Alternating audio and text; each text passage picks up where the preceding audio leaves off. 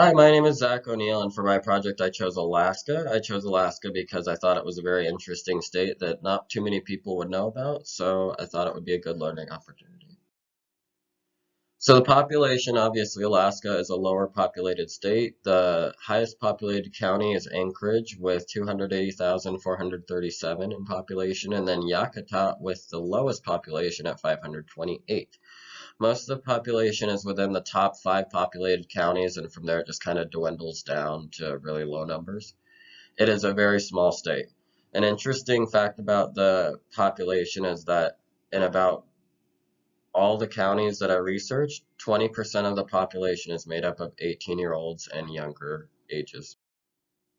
So this is a graph of the population. As you can see, these top five counties, Anchorage, Matanuska, Fairbanks, Kenai, and Juneau, take up most of the population, and then from there it just dwindles down to below 528, like I mentioned for Yakutat before. I then used a pie chart to show that, once again, these numbers are really high for the top five, or at least the top three, and then the next two, it starts to get low, and then after Juneau, it just really dwindles out. So because of that, we can look at the urban and rural code of the counties. Most of them would obviously be non-core because most of them are very unpopulated. Then we can go to two being medium metro, and then two being micropolitan, and then one being small metro. After studying the population, I was interested in the politics because sometimes population can correlate with the politics.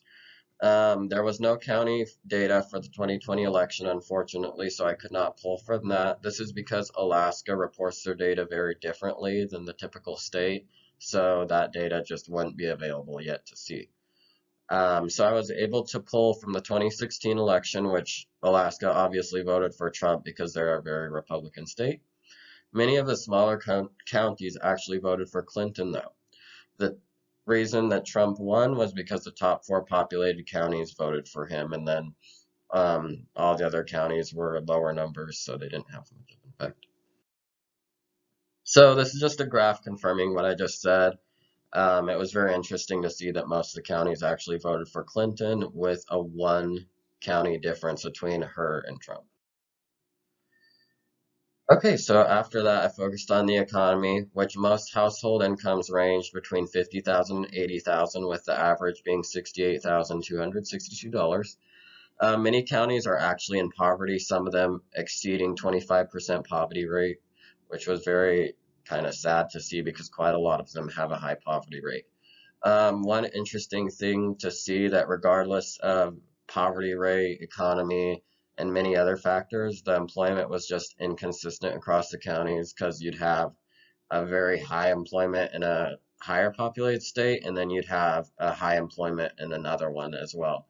The only thing that really dictated that was the population, because obviously as the population went down, so would the employment number. So in looking at these next two graphs, this is very interesting to see.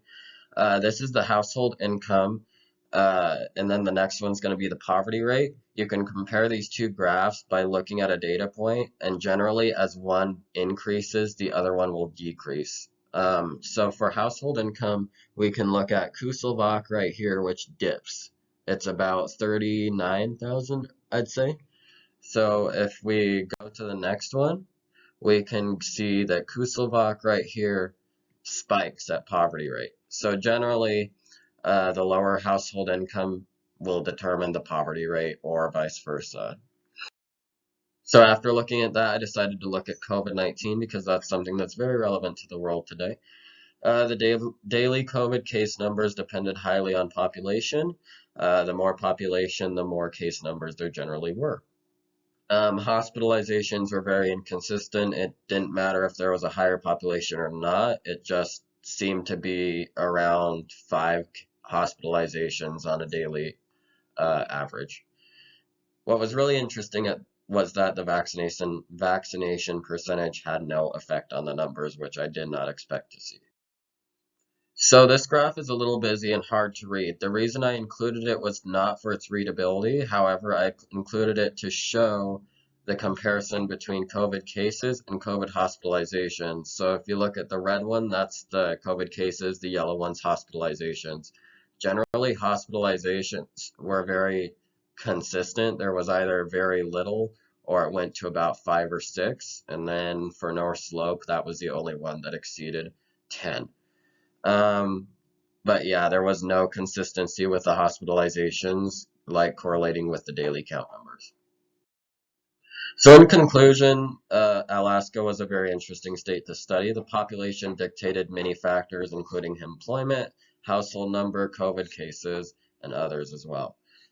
So the election 2016 was also very interesting to look at. The higher populations voted for Trump. Meanwhile, the bad economies voted for Clinton, which I came to expect. The COVID statistics were also very interesting because I was just surprised to see that the vaccine percentage had zero effect on the rest of it. Yeah, and that would be it. So thank you for watching.